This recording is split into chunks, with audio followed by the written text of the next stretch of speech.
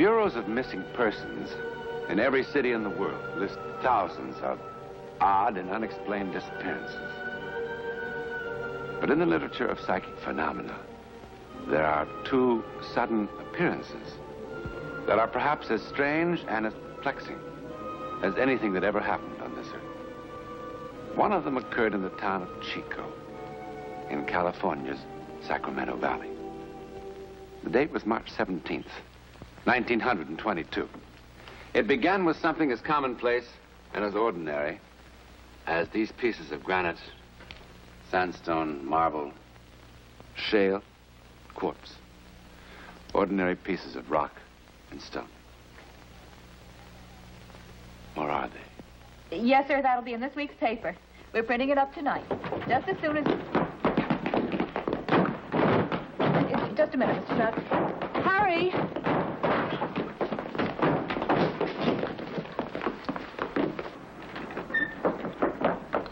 You'll be sure to stand in the porch roof.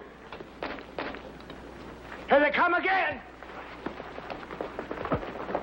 Frank! Frank! Frank! Frank! Frank!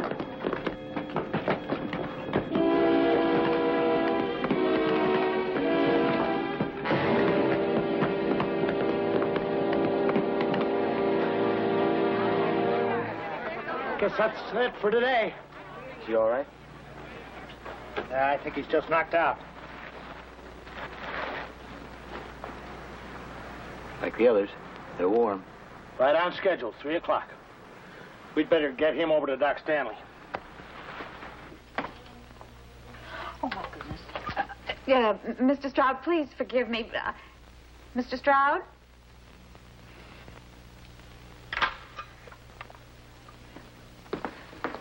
How's Frank? He'll be all right. Harry? Have you told the marshal yet about what you did? Well, there's no sense getting him riled ahead of time. You know, when all those people start arriving in town, he's going to go sky high, Harry. Joe Tomlinson's just worried about looking foolish in front of outsiders about not being able to stop this. Or not being able to find out who or what's been doing. And all those big city newspaper people writing it up, we're going to look pretty foolish. The whole world's going to have a great big horse laugh at us. Maybe. Maybe this is something important that the whole world ought to know about. Jenny, our business is news. However it turns out, it'll still be news. Are you going to meet them? 2:30 tomorrow. Joe Tomlinson won't like it. Joe Tomlinson doesn't like anything.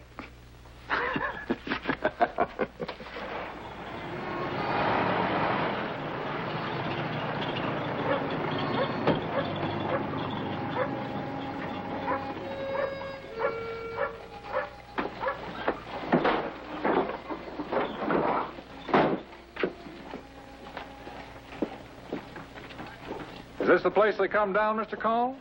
For the last 3 days, yes. But you still don't believe me, do you? Oh, I imagine there's some stones coming from somewhere. I just don't think you're foolish enough to believe there's anything strange about it. You think this is a hoax, too? Well, let's say I'll have to be shown. Folks in Los Angeles like to read about this sort of thing, so whatever happens, I'll write about it, but I'll write the truth, Mr. Cole.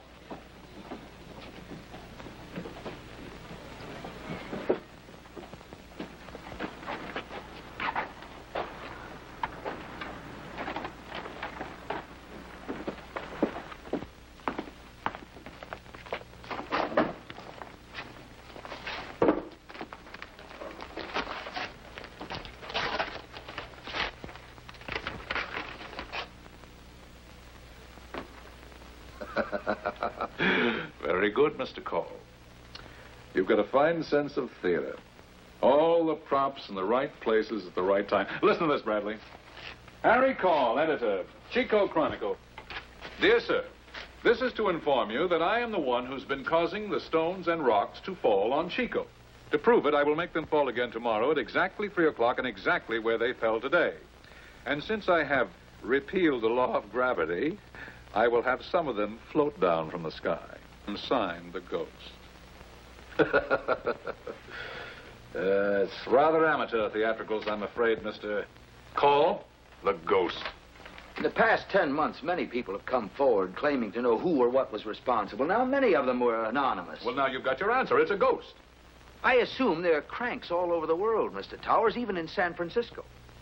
I merely thought, as a newspaper man, gathering information on a story, you would be interested in seeing that note. Oh, I'm interested. I'm very interested, Mr. Cole, to see just how far you'll go to try to sell us this bill of goods. I'm not sure how they do things in the big city.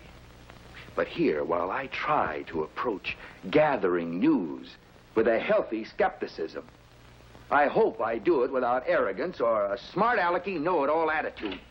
Very well put, Mr. Cole. Don't you think so, Towers? See, you got visitors, Harry. Hi, Joe. It's the town marshal, gentlemen, Mr. Joseph Tomlinson. This is Mr. Towers of the San Francisco... Yeah, I know who they are. You don't seem very happy to see us here, Marshal. No, I'm not. I think this is strictly a local affair. It's nobody else's business. How do you know that, Marshal? What? Well, I mean, unless you know who or what is responsible, how do you know it is local? What else can it be? Well, I'm sure you've been trying to find out for the past 10 months. Sure, naturally. Now, Chico isn't a very large town. If somebody is launching stones with some sort of catapult, I'm sure you'd have discovered him by now. If it's really happening. Don't you see, Bradley? It couldn't be anything else. There are no hills around here. Those stones come straight down from nowhere. Sure they do. Where's the highest spot in town, Marshal? The roof of Torrey's warehouse up on High Street. Can we go up there? Certainly. Well, that's where I want to be at 3 o'clock. With field glasses. That's Harry Call's place, huh? Yeah.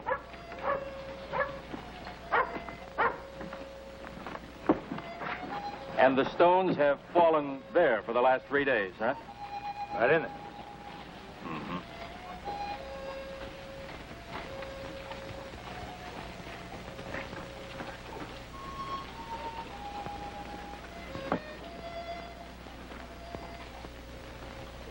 Well, they could easily have been thrown from here with some sort of machine.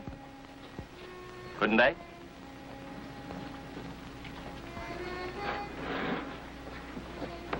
Mr. Bradley, let me tell you something. The last 10 months, those rocks have fallen just about every place in this town. At all sorts of different hours, day and night. And plenty of those times I've been right here with those glasses.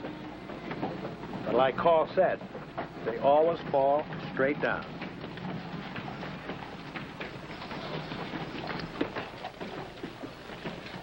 It's almost 3 o'clock, Mr. Towers. Just a minute or so by my watch. Well, at least come in under the porch roof. No, sir. This I want to see from beginning to end. There, Mr. Bradley, a little more to your left. Up there.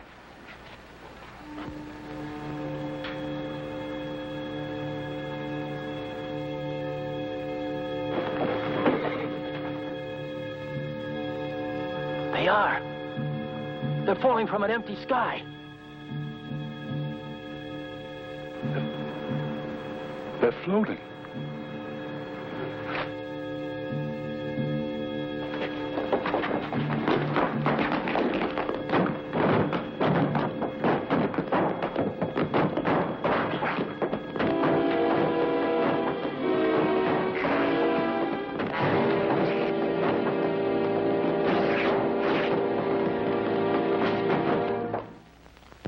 The man who wrote this note and signed himself the Ghost was never heard from again.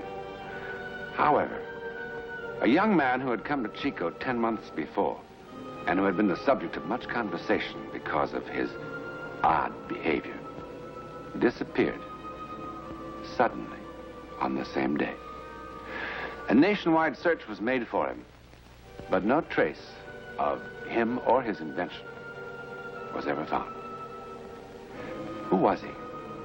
Or perhaps, what was he? Because from the New York Times, printed in 1878, 44 years before the barrage of rocks began over Chico.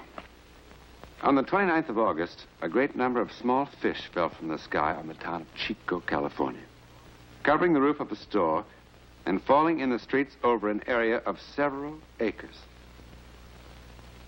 They fell from a cloudless sky and were both freshwater and ocean varieties. And from the Monthly Weather Review of March 1885,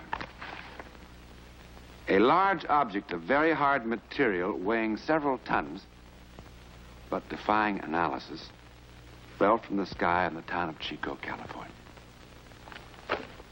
Now, was the ghost, whoever or whatever he was, or is, responsible for all the strange goings-on in the sky over Chico? It certainly would be fascinating to find out. Just as it would be fascinating to find out more about a man named Charles Elton. The year was 1917. The place, just outside the private residence of a cabinet member of the United States government in Washington, D.C.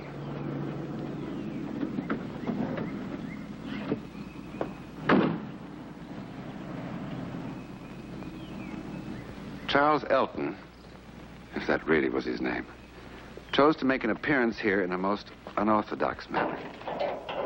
But then he proved to be a most unorthodox individual.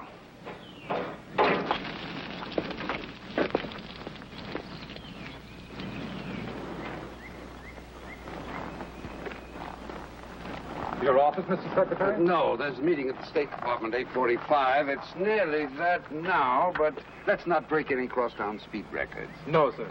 I'm afraid you won't be able to leave just yet, Mr. Secretary. Who are you and what do you want? Just to show the Secretary something of great importance. Well, you better get out of here fast. Sir, you have a reputation for being a reasonable man. I'm sure you can see if you will notice this car is in no condition to take you anywhere.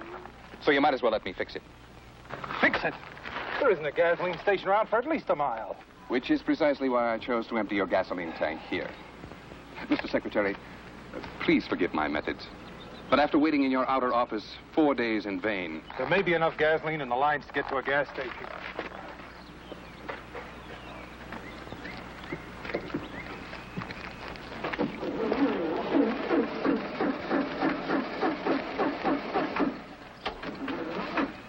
Carter, you'd best go and telephone for a taxicab. Maybe I better call the police. No, I'll be all right. Yes, sir. I thought your face was familiar. Excuse me, sir. Where are you going? Just to get your garden hose. Hose?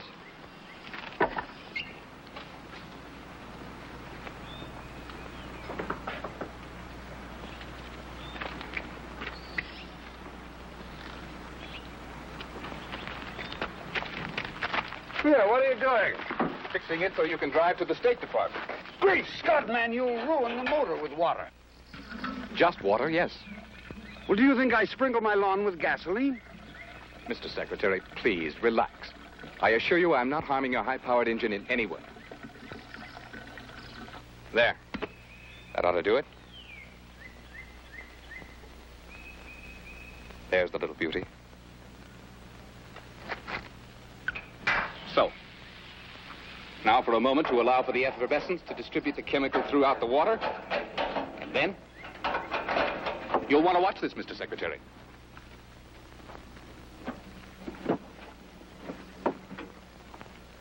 I pump it to get some of my mixture up into the carburetor.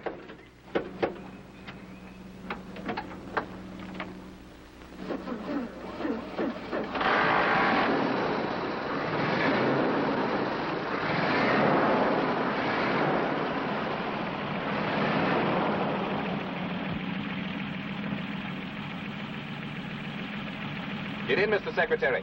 I'll have you at the State Department in 3 minutes. I'm a very careful driver, sir. Where did you get the gasoline, Mr. Secretary? Oh, from the garden hose. Naturally. Pardon, sir? Cancel the taxicab. Yes, sir.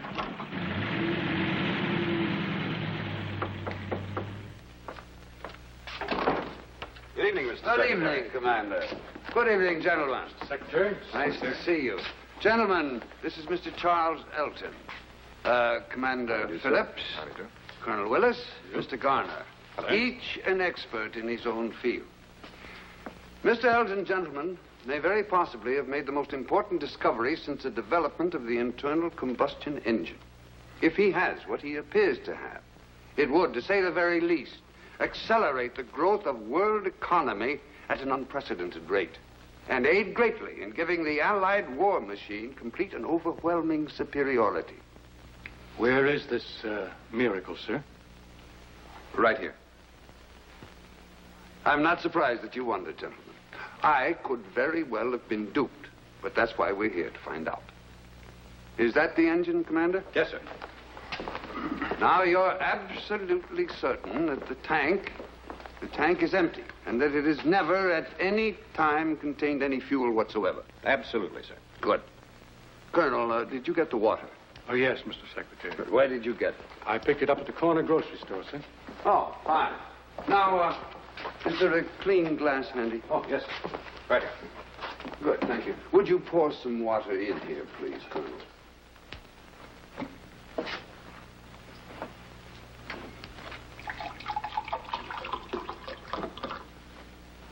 Colonel, have a drink.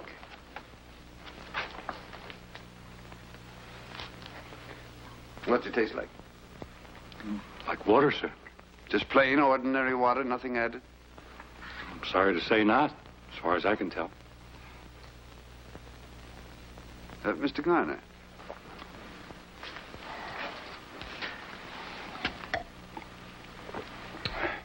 Just water? Commander, how long to run an analysis on this? Half a minute. Good. Mr. Garner, is there anything at all unusual about this engine? No, it's just a plain automobile engine. Mm-hmm. Commander?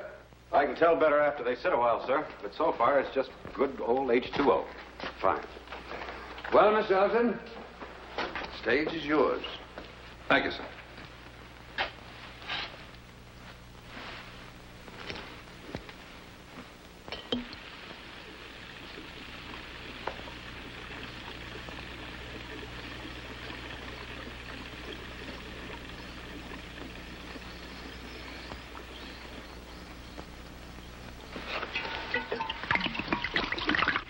What are you doing?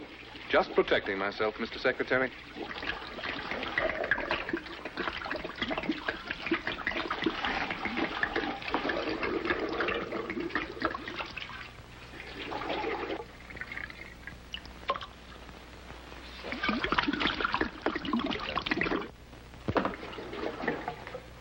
Just enough to prime it and run the engine for about a minute. One provision, Mr. Secretary. Yes. You must permit me to consume every drop of the fuel. Well, sir, all the elements I use can be found on this planet. And perhaps some very clever chemist, after some hard work, might succeed in making an analysis.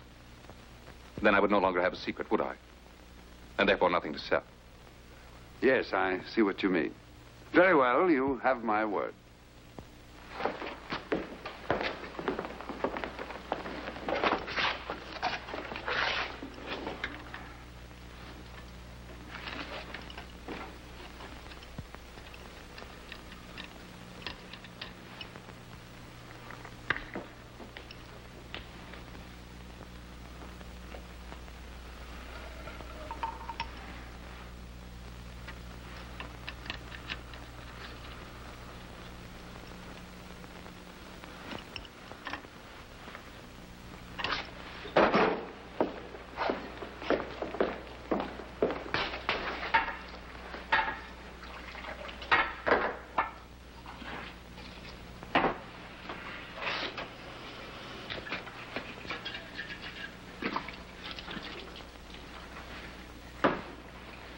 Very well, gentlemen. Someone can start the engine. Mr. Garner? But, Mr. Secretary, if you'll forgive me, there can only be one possible result. Water vapor and an internal combustion engine are incompatible. You'll simply ruin a perfectly good engine. That is a risk that I feel we can afford. Very well.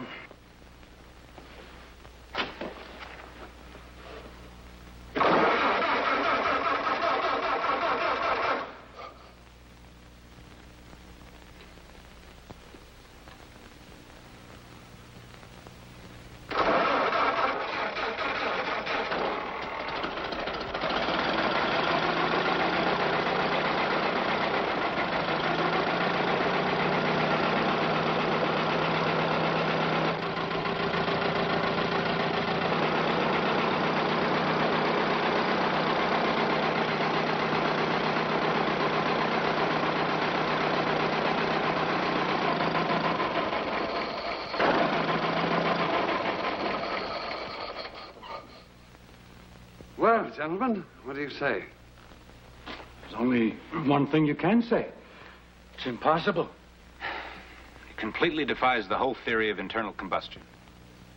Well, unless I'm dreaming, this will do everything you said it would. Unless we're all dreaming the same dream. Well, how much do you want for your formula? $10 million. Mr. Garner, you're employed in private industry. How much do you think he could get for this on the open market? Well, if it's what it seems to be, and can be produced cheaply, I guess there is no ceiling. That's a very good point.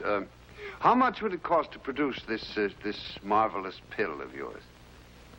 For a pill that will convert 10 gallons of water into 10 gallons of high-grade fuel, less than 2 cents. You guarantee that? Make the deal contingent upon it. That's fair enough. I, of course, can't commit our government to a project of this magnitude on my own responsibility, but, well, I feel certain that we'll have no difficulty in getting what you want. Now, if you wouldn't mind just waiting in the other room for a moment, there's some things I'd like to discuss with these gentlemen. Not at all. I'll be with you in a very few moments. Take your time, Mr. Secretary. Well, gentlemen, I'm not an expert on these matters. I leave that to you, but I know I'd hate to present this matter to the president and have it explode in my face. Well, nobody's an expert on that stuff, except your Mr. Elton. You took every possible precaution, sir. I know one thing. There was no drop of fuel of any kind in that engine until he poured his mixture in. Mr. Garner, you're a very cautious man. Would you care to express an opinion? Man enough to be a complete fool to believe what we just saw. But I believe it. There's no other choice. Well, gentlemen, that's good enough for me. Mr. Elton, I'm glad to... Mr. Elton?